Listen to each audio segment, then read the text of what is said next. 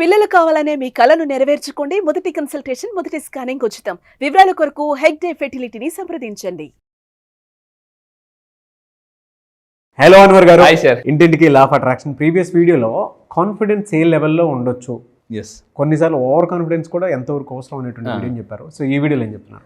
ఈ వీడియోలో జనరల్గా మనం డబ్బు గురించి అందరూ తెలుసుకోవాలనుకుంటారు, కానీ ఫైనాన్షియల్ లెర్నింగ్ అనేది చాలా మందికి ఉండదు. ఒకప్పుడు దీని గురించి చాణక్యుడు, విదురుడు చాలా అద్భుతంగా చెప్పారండి.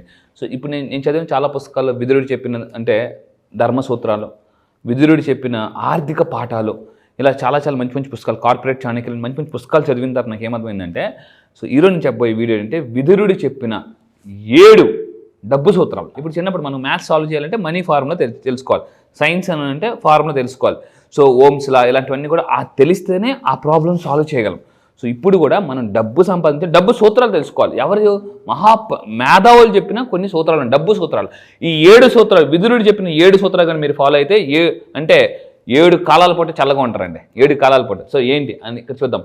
విదురుడు మనిషి సంపద సృష్టించడానికి, డబ్బు కాదండి సంపద సృష్టించడానికి 7 చెప్పాడు అనమాట. 7 సూత్రాలు ఏంటి అది చూద్దాం. ఫస్ట్ పాయింట్ మీ అందరూ రాసుకోండి చాలా జాగ్రత్త. ఇది చాలా ఈ 7 రహస్యాలు ఎవరైతే ఫాలో అవుతారో వాళ్ళు హ్యాపీగా ఉంటారు, లైఫ్లో సంతోషంగా ఉంటారు. ఒకవేళ తెలియకుండా చేస్తే సంపద వచ్చిన నిలబడదు, పోతుంది, అప్పులు పాలైపోతారు, మొహమాటస్తులు అయిపోతుంటారు.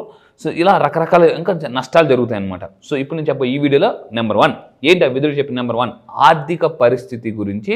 మీ ఆర్థిక పరిస్థితి గురించి ఎవరితో ఎక్కువగా డిస్కషన్ పెట్టకూడదు. లెక్కల్లో డౌట్ ఉంటే లెక్కల మేషర్ని అడగాలి, తెలుగు మేషర్ని అడగకూడదు.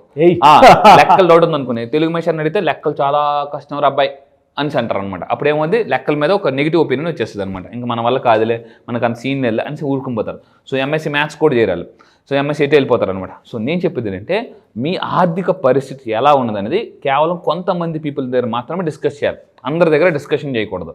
సో మీ ఆదాయం ఎంత, మీ ఖర్చులు ఎంత రహస్యంగా ఉంచాలి. ఎందుకంటే ఇక్కడ విషయం చెప్తాను, మీ రహస్యాన్ని మీరే దాచుకోలేకపోతే మీ ఫ్రెండ్, మీ పక్కన వాళ్ళు ఎలా దాచుకుంటారు అంటే, మీ రహస్యాన్ని మీరే దాచుకోకపోతే మిగతా వాళ్ళు ఎలా దాచుకుంటారు? చాలా మంది ఇది నా సీక్రెట్ రా, ఎవరికి చెప్పకరా అంటారు.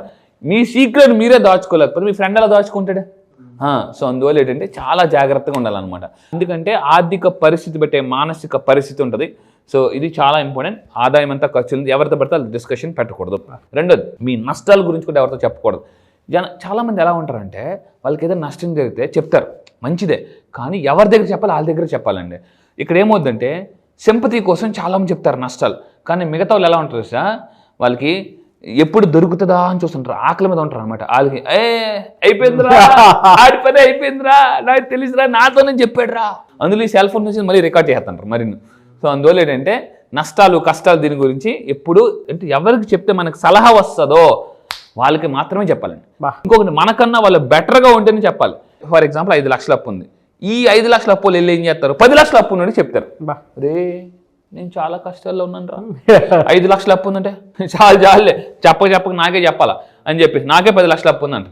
సో ఇప్పుడు వీళ్ళు ఏం చేస్తాడు, ఇంకా మిగతా వాళ్ళు కూడా చెప్తాడు. హ్యూమన్ సైకాలజీ ఎలా ఉంటుందంటే, వాళ్ళు పరసపోతే వాళ్ళకి కష్టంగా అనిపిస్తుంది, పక్కన పరసపోతే నీ పర్స్ కూడా పోయిందా. చిన్నప్పుడు మన స్కూల్లో మన టీచర్ నిలబండి కర్ర పట్టుకుని కొడుతుంటే ఫస్ట్ నిల్చున్నాడు కరెక్ట్ చెయ్యి వనికేస్తుంటుంటుంది, ఆ శివరున్నాడు నవ్వుతుంటుంటాడు, ఇది కొట్టగానే ఇది నొప్పికి పక్కన శివరున్నాడు నవ్వుతుంటాడు. అప్పుడు ఆడికి కొట్టినప్పుడు ఈ నవ్వుతుంటుంది అనమాట. ఎండ్రకి కొట్టిన బాధపడాలి కదా, నాకు వస్తుందని అంటే ఆ చివరినోడికి ఆడికి తెలియదు కదా నాకు కొడతారని చెప్పేసి, కానీ ఆడి నొప్పికి మాత్రం అని నవ్విస్తుంటే అనేసి, ఏంట్రా నవ్వుతున్నావు ఏంట్రా అంటే, లేదు సార్ నవ్వట్లేదు సార్ అని. సో ఇది. రెండోది ఏంటంటే, వ్యక్తిగత బాధలు, మీ వ్యక్తిగత బాధ, పర్సనల్ లైఫ్ ఏదైతే ఉందో, ఫర్ ఎగ్జాంపుల్ మీ వైఫ్తో ఎవరైతే గొడవలు ఉన్నాయో అందరికీ చెప్పకూడదు, మంచి సైకాలజిస్ట్కి వెళ్ళి చెప్పాలి, కౌన్సిలర్ దగ్గరికి వెళ్ళి మాట్లాడాలి. వదిన మా ఆయన ఎలాగ వదిన అంటే, అవునా వదిలే మీ ఆయన వదిలే అనేసి అంటారు అనమాట, మనం తగ్గొద్దు అనేసి అంటారు. వీళ్ళేం అదే కౌన్సిలింగ్ వచ్చారనుకోండి, సైకాలజీకి వచ్చారనుకోండి. So relationship are like handling glassware అంటే, వైఫ్ని ఎప్పుడు కూడా గుర్తుపెట్టుకోండి. చాలామంది ఏం చేస్తుంటారు అంటే, వెళ్ళి గూగుల్ ఎత్తుకెత్తుంటారు. ఒక రోజు ఒక అతనట, జాగ్రత్తగా ఉండండి, చాలా ఇంపార్టెంట్ పాయింట్, వాళ్ళ వైఫ్ని హ్యాండిల్ చేయలేకపోతున్నారట. ఇది ఎలాగరా బాబు అని చెప్పేసి గూగుల్లోకి వెళ్ళి ఎతికారట. ఏమని కొట్టారు గూగుల్లో, how to handle wife. Google ఏం కూడా తెలుసు సార్, గూగుల్ ఏం చెప్పిందంటే ఐఎమ్ ఆల్సో సెర్చింగ్. గూగుల్ ఏం చెప్పిందంటే నేను కూడా ఎతుకుతున్నాను వైఫ్ని ఎలా హ్యాండిల్ చేయాలని అనమాట. నేను సైకాలజిస్ట్గా చెప్తున్నానండి. నేను చాలా మంది ఇప్పుడు దాకా నా 14 సంవత్సరాల కెరీర్లో కొన్ని వందల కౌన్సిలింగ్స్ చేశాను. టామ్ అండ్ జెర్రీలో కొట్టుకున్న వైఫ్ అండ్ హస్బెండ్ కూడా సిల్కా గోరింకల్లాగా మనం తయారు చేశాం. సో ఏంటనంటే సింపుల్, చిన్న చిన్న మార్చుకుంటే ఆటోమేటిక్ మనం వెళ్ళిపోతుంది. సో వ్యక్తిగత బాధలు సమస్యలు ఎవరితో డిస్కస్ చేయకూడదు, అండ్ మీ బలహీనత కూడా ఎవరికి చెప్పకూడదు. ఎందుకంటే అవతల జాగ్రత్తగా ఉండండి. చాలా మంది ఇది నీ బలహీనత అని అవతల వ్యక్తి వచ్చి చెప్పేంత వరకు వాళ్ళకి ఆ బలహీనత ఇది నా అవునా అని వాళ్ళకి కూడా తెలియదు అనమాట. సో మీ బలహీనత గురించి ఎప్పుడు ఎలా ఉండాలంటే ఎప్పుడు కూడా మనం పావులాగా ఉండాలి. పావులాగా ఏంటి సార్ పావులాగా ఉండాలి? అవును, పాము ఏం చేస్తుందంటే పాము దగ్గరికి వచ్చారనుకోండి ఏం చేస్తుంది, బుసుకొడుతుంది. కాటేయకూడదు, పాములా కాటేయకూడదు, బుసుకొట్టాలంటే చాలా ధైర్యంగా డేరింగ్గా నాకేం కాదని. అంతేగాని చిన్నదానికి ఏడ్చారు అనుకోండి జనాలు స్టాంప్ వేస్తారు, స్టాంప్ వేస్ట్ అని చెప్పేసి. అది చాలా అవసరం. వ్యక్తిగత బాధతో ఎవరితో డిస్కస్ చేయదు. థర్డ్ది కుటుంబ విషయాలు. ఎవరితో చాలామంది ఎలా ఉంటారంటే వాళ్ళ ఇంట్లో వాళ్ళకి తప్ప అందరూ చెప్పేస్తారు కుటుంబ విషయాలు. ఇంట్లో వైఫ్ హస్బెండ్ అంటే నాతో చెప్పాలి కదా, నువ్వు నాతో తప్ప అందరితో చెప్పేస్తుంటావు అనేసి అంటూ ఉంటారు అనమాట. ఏదైనా ఉంటే నాతో షేర్ చేసుకుంటే నీకా చాలే నువ్వు పెద్ద మేధావి మరి చాలా మంది తక్కువ అంచనా వేస్తుంటారు అన్నమాట లైఫ్ పార్ట్నర్ కూడా. ఇక్కడ ఎలా ఉంటుందంటే ఇంట్లో హస్బెండ్ ఆర్ వైఫ్ ప్రపంచం అంతా రెస్పెక్ట్ ఇస్తారు, ప్రపంచం అంతా మాట అంటారు, ఇంట్లో వాళ్ళు మాత్రం మాట అనరు. వైఫ్ కానీ హస్బెండ్ కానీ చీపురు పుల్ల తీస్తారు అనమాట. మనం ఏదైనా సలహా అయితే చాలండి నేనే బయట ఉన్నాను అయితే మీ మాటలు నమ్మిడే కనీసం అంటూ ఉంటారు అన్నమాట. అంటే ఇక్కడ ఏంటంటే కుటుంబ విషయాల గురించి కానీ మీ ఇంట్లో వాళ్ళ గురించి కానీ ఎప్పుడు ఎవరి దగ్గర తక్కువగా చేసి మాట్లాడకూడదు. చాలామంది ఎలా ఉంటారంటే ఎక్కువ కొంతమంది హస్బెండ్స్ ఆర్ వైఫ్స్ వాళ్ళ వైఫ్ గురించి ఎప్పుడు కూడా అంటే వేరే వాళ్ళ దగ్గర తక్కువ చేసి మాట్లాడారు. మా వైఫ్ వేస్ట్ అండి, వేస్ట్ అని చెప్పేసి. ఇంట్లో వైఫ్ అడిగారు అనుకోండి, ఇంట్లో వైఫ్ అడుగుతాయి మీకు ఎవరంటే ఇష్టం, నువ్వే నా లైఫ్ అంటారు. బయటకు వచ్చి నువ్వు వాళ్ళ పెద్ద వైఫ్ కదరా బాబు, నైఫ్ రా బాబు, నాకు దొరికిన పెద్ద నైఫ్ రా అంటారు అనమాట. ఒకరోజు ఒక ఫ్రెండ్కి ఒక అతను చెప్పాడట, మా వైఫ్ తలకే నొప్పురా, తల తినేస్తుందిరా అని. సడన్గా ఒకరోజు ఈ ఫ్రెండ్ ఇంటికి వచ్చాడు. ఇంటికి రాగానే వెంటనే కూర్చున్నాడ.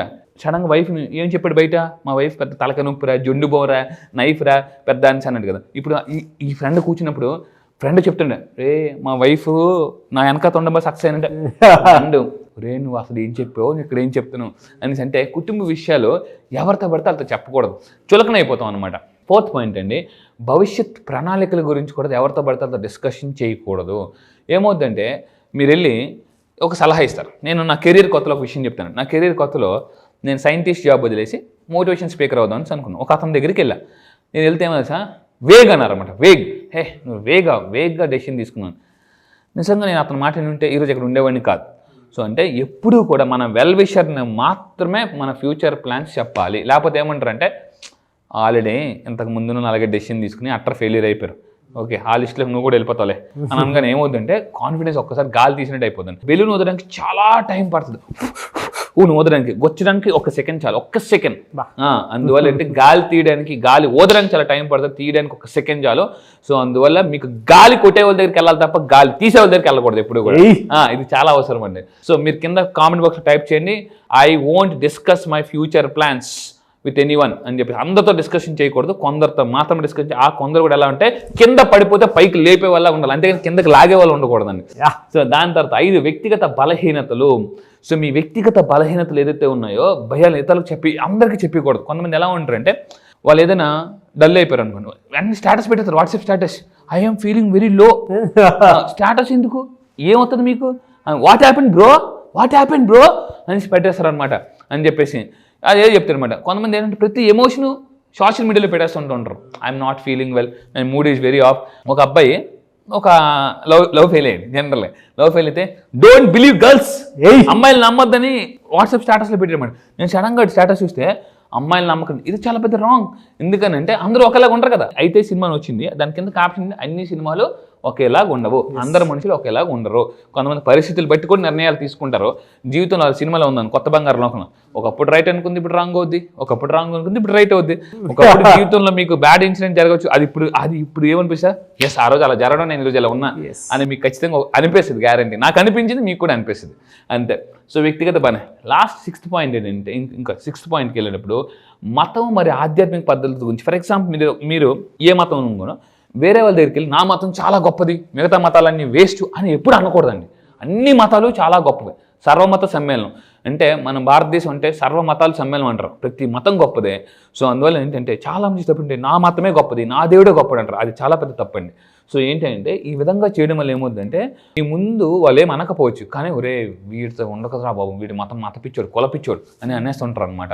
సో అందువల్ల ఏంటంటే పబ్లిక్గా పంచుకోవడం వల్ల కూడా ప్రాముఖ్యత తగ్గుతుంది. మీరు మీ మతంలో చెప్పుకోండి మన మతం గొప్పదే, దట్ ఈజ్ ఓకే. కానీ బయటికి వెళ్ళినప్పుడు సోషల్ మీడియాలో కానీ బయట ఉన్నప్పుడు చాలా జాగ్రత్తగా ఆచితూచి మాట్లాడాలన్నమాట.